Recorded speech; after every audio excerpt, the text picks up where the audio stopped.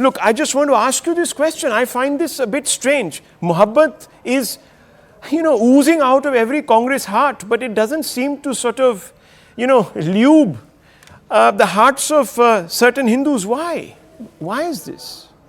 Good evening, Rahul. First of all, I think the invitation has been extended not by the Prime Minister, but actually to the Prime Minister by the Ram Janambhoomi Trust and Mr. Champat ji.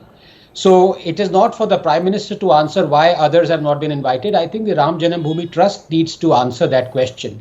But I find it very amusing that people are clamoring and asking and outraged that why DMK has not been invited to a ceremony that will reaffirm our faith in Sanatana Dharma on January 22nd next year. They want to invite a party that organized and attended a conference that wanted Sanatana Dharma eradicated.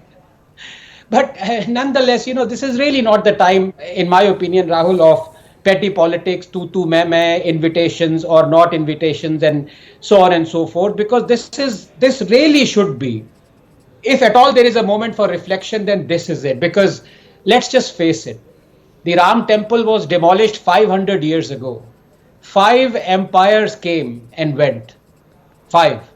But one civilization stood its ground. Temples need to be resurrected. Those they are off, don't.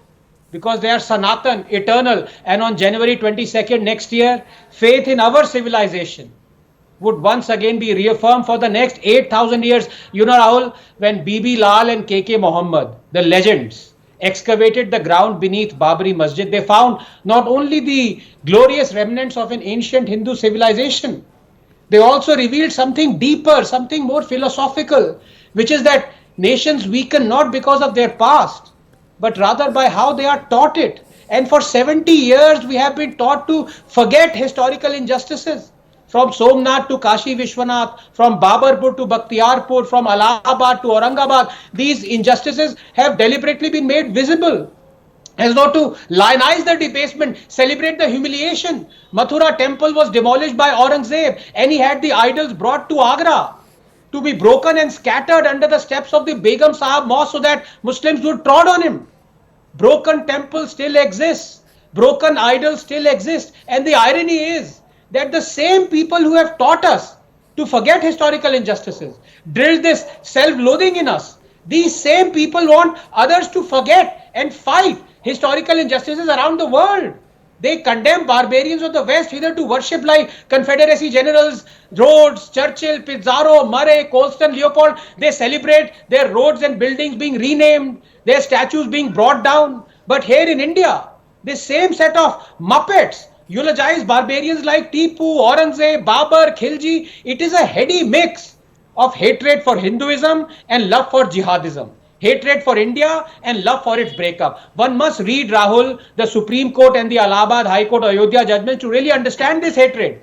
Leftist historians, one after another, spread so many lies that the court had to step in to blast them for their perfidy and mediocrity. They said the 50 excavated temple pillars under the Babri Dome were placed there. They said the Vishnu Hari inscription was stolen from the Lucknow Museum and brought there. They said there was a Buddhist temple there. They said there was a Jain temple there, but there was no Hindu temple underneath the dome. Ultimately, all their lies came to nothing, as the court rejected all their claims and accepted that there indeed was a temple underneath the dome. In the end, civilization won.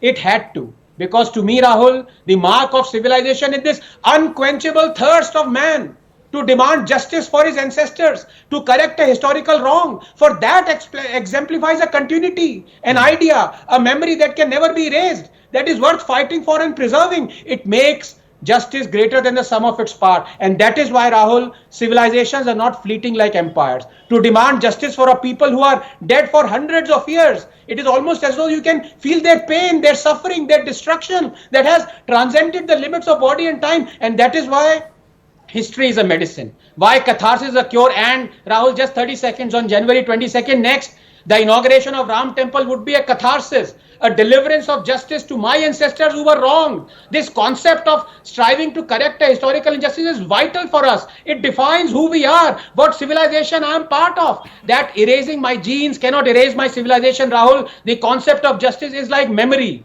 It keeps getting passed on until realized. And we have to realize it. And you know, Dr. Ranganathan, you've described yourself on so many occasions as an atheist, but there you are. The culture runs through every one of us, and our Sanatana Dharma also embraces the atheists. Can you imagine, viewers? Here is an atheist who feels so much for this consecration of a resurrection of our Hinduness, our collective Hinduness. I'm talking about a cultural term here. I'm not talking about a religious term, because the Sanatana is an eternal view on life, viewers. It's not even a way of life. But anyhow, that's also the reason why I began tonight by saying that the darshan of Ram Lalla in his abode on his freed Janam Bhumi on January 22nd will complete the circle of justice. That's why I began by saying that. And